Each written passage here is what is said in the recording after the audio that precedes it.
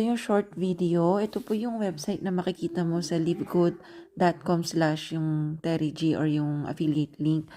Now, para pumunta ka sa shop, pipindutin mo itong 3 lines sa upper right. Yun yung hamburger.